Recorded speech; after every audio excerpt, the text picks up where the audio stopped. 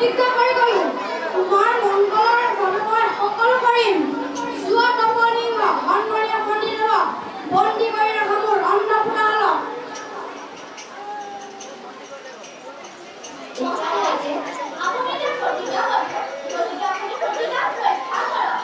ৰাণী, মই প্ৰতিজ্ঞাবদ্ধ। মই মোৰ প্ৰতিজ্ঞা ৰক্ষা কৰিব নোৱাৰিলে ৰৌ ৰৌ নৰকত যান্ত্ৰণা ভুগিম। আজি মহাৰাজে যাক পুত্ৰ বুলি জ্ঞান কৰিছে, সি ভৱিষ্যতে উত্তৰ ৰাজ্যৰ ৰাজ নিকাহৰ যোগ্য হ'ব। সেই যুৱকবোৰক চিৰদিনৰ কাৰণে ত্যাগ কৰা। কি শুনা ৰাণী? এই কথাৰ শুনাৰ আগতে মোৰ মৃত্যু নহ'ল কিয়? তুলসী, মই তোমাক অনুৰোধ কৰিছো, মোৰ পুত্ৰ ধ্ৰুৱক বনবাস দিবলৈ নকবা। ধ্ৰুৱ যে মোৰ প্ৰাণৰ ধন। বুজিলো। মহাৰাজ সুন্দৰ বৈদ্যবাদী। আপোনাৰ পুত্ৰকে হ'ব। আমি আহিলো মহাৰাজ।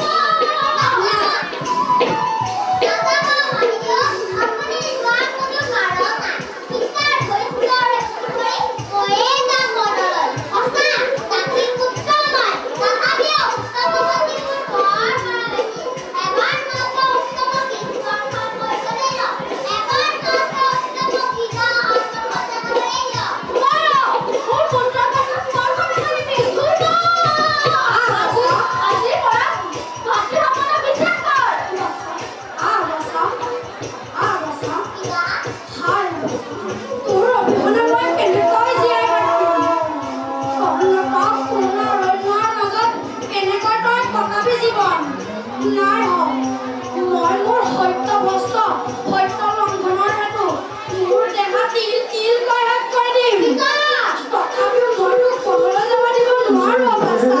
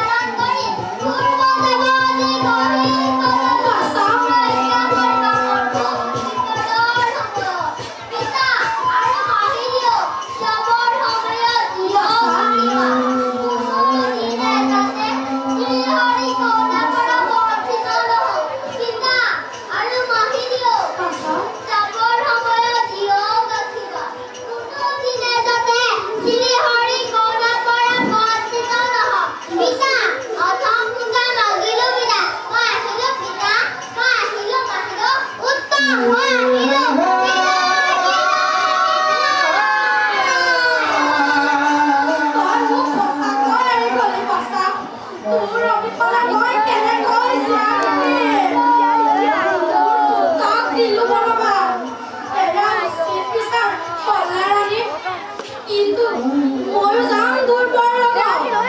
নালাগে, নালাগে মোক ৰাজ্যৰ ধন, নালাগে মোক ৰাজ সিংহাসন।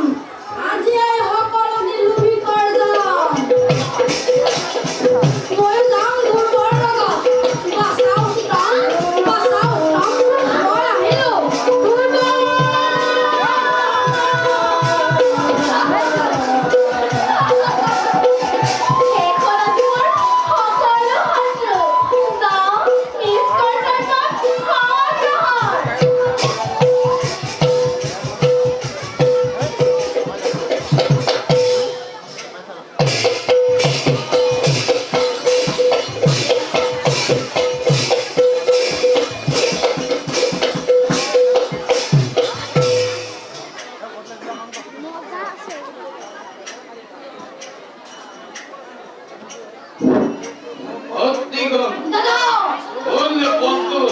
তোৰ সৈন্যবাহিনী যুদ্ধৰ কাৰণে দাদা প্ৰস্তুত কৰি ৰাখিছো দক্ষিণ সেনাবাহিনী। মাথো অপেক্ষিত আপোনাৰ আদেশৰ বাবে। সন্তুষ্টিত হলো তোমাৰ আশাবাণী, কিন্তু মনত ৰাখিব ভাতৃগণ, নিজৰ প্ৰাণ পৰ্যন্ত অৰ্পণ কৰি হলেও স্বৰ্গ ৰাজ্যত দক্ষৰ বিজয় ধৰ্যা ও দাদা আক্রমণকারী স্বর্গ রাজ্য দেবহীন করু আমরা উঠবুন বলো ভক্তি মহার বেগরে অগ্রহ স্বর্গর অভিমুখে ভক্তি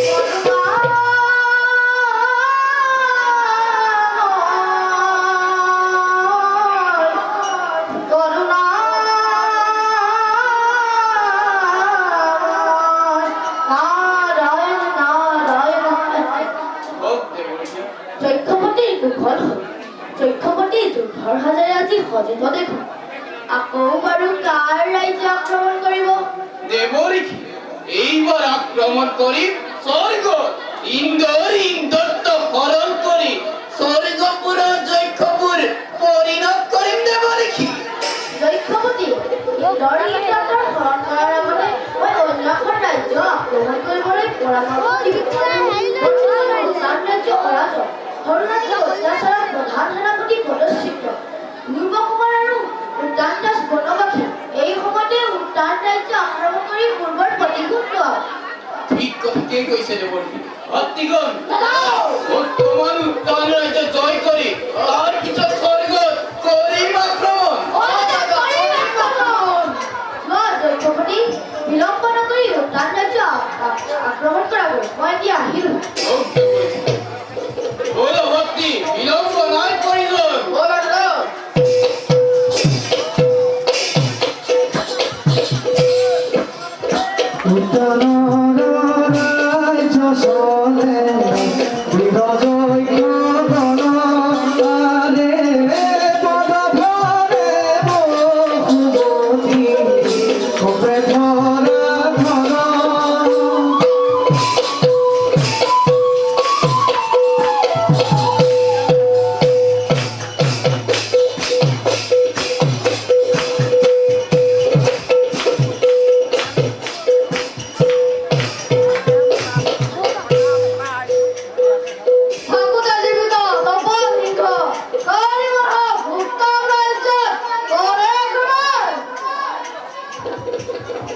ও তো এই নাকি উত্তান রাজ্যের সেনাপতি তপন সিংহ সাম্বর কি রেল রক্ষা করো আজি উত্তান রাজ্যের হনুমান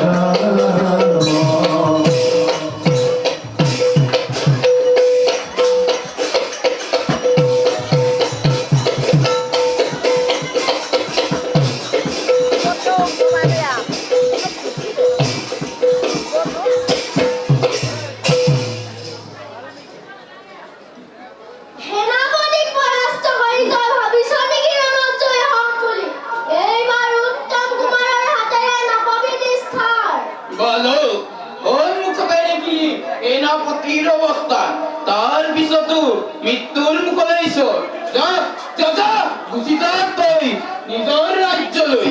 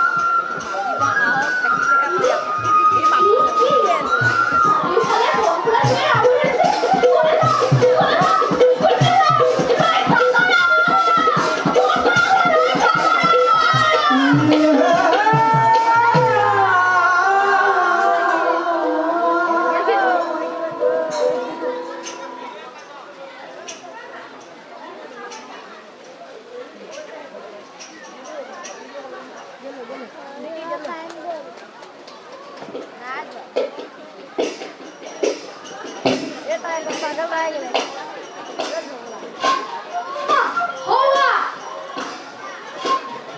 মোৰ ৰাজ্য হতুৱা আক্ৰমণ কৰিছে যুদ্ধ যুদ্ধ মহান যুদ্ধ মই এতিয়া কি কৰো আক্ৰমণ কৰো প্ৰজাসকল তোমালোকে যুদ্ধ কৰা মই তোমালোকক পুৰস্কাৰ দিম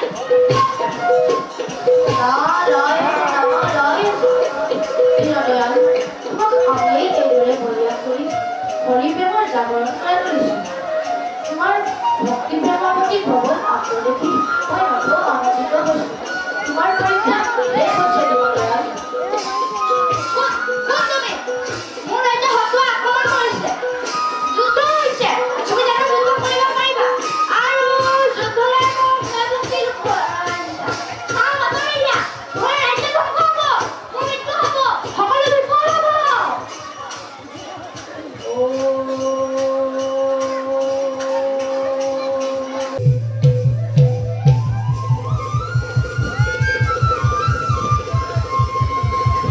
ঈশ্বৰ পৰম বিষ্ণু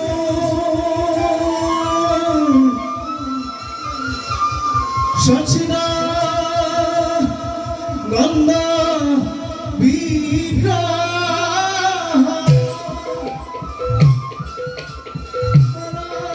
অনাদি ৰুধিৰ বিনা সৰ্বকাৰণ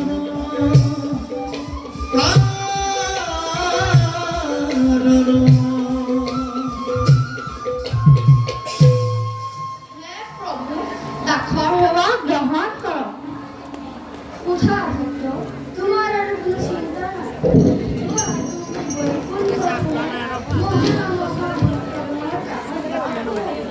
ভাল প্ৰভু এই অধৰ্মৰ অসাৰ্থক জীৱন সাৰ্থক হ'ল আজি আপোনাৰ দৰ্শন আপোনাৰ আজ্ঞা নদফেৰে লৈ মই যাত্ৰা কৰোঁ বৈকুণ্ঠ ধাম জয় শ্ৰীহৰিৰ জয় জয় শ্ৰীহৰিৰ জয়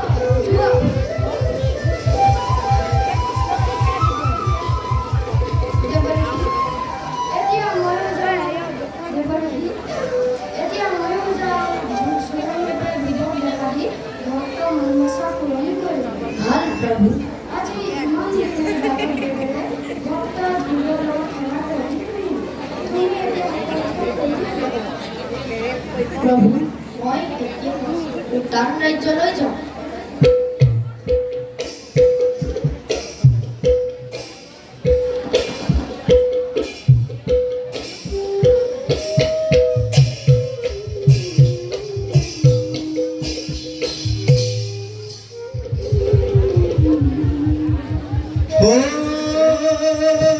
হরি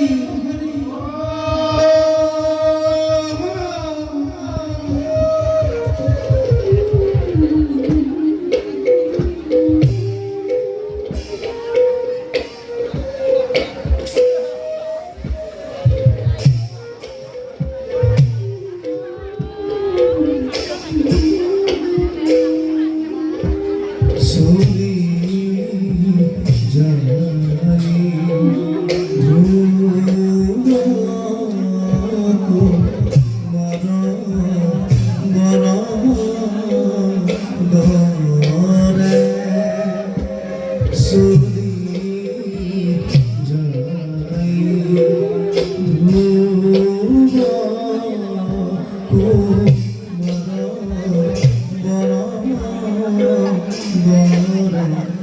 হরি চিন্তা হরি অতি ধীরে ধীরে হরি চিন্তা হরি অতি ধীরে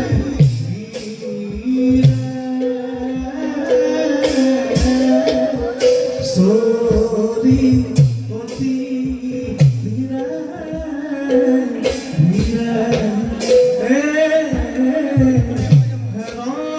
রাজা রে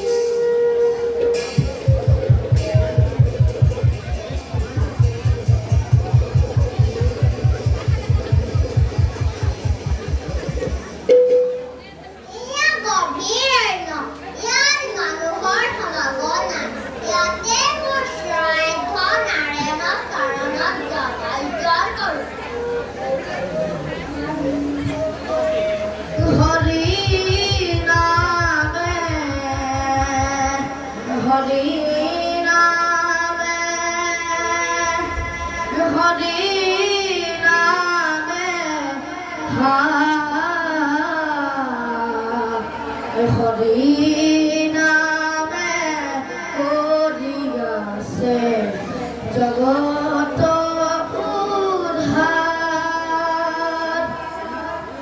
কোন কোনে মোৰ হৰি গুণানু কীৰ্তন কৰিছে?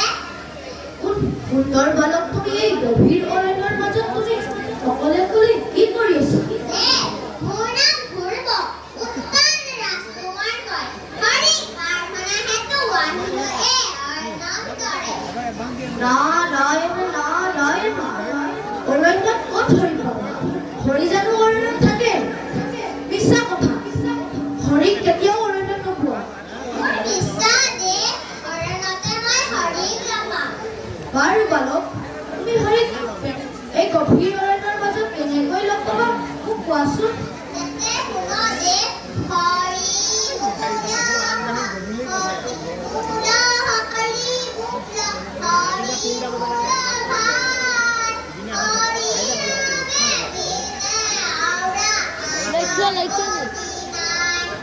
হৰি নিৰাকাৰ বাচা, তেওঁক এইদৰে বিচাৰি ফুৰিলে নাপায় নহয়। মই নিজেই নাৰায়ণৰ নাম নুশুনো, তথাপিও তেওঁ দেখাতে নিদিয়ে। সকামত বাধা দিবলৈ আহিলে কিয় ৰে? আয়ে মোক বিদায় দিছে হৰিক প্ৰাৰ্থনা কৰিবলৈ। শুদ্ধ মানে শুদ্ধ চিন্তে হৰিক আৰাধনা কৰিব জানিলে হৰিক নিশ্চয় দেখা দিব। আপুনিও মোক উপায় দিব লাগে। যোৱা ভক্ত, তোমাক মই কৰিছো আশীৰ্বাদ। এতিয়া হৌ নদীত স্নান কৰি আৰাধনা কৰাগৈ।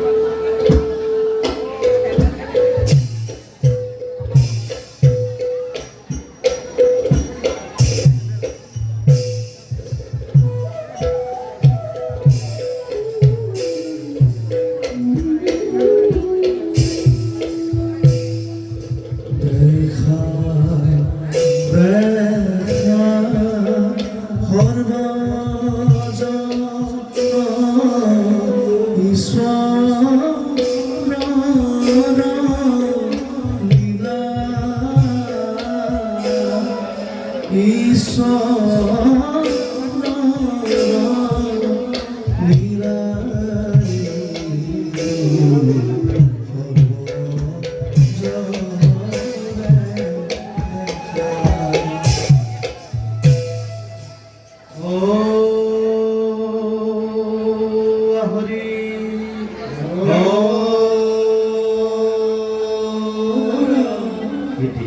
দুৰ্বচৰিত্ৰ নাটকৰ শক্তিৰ কথা গীত ৰাগ ৰাগ ৰাগ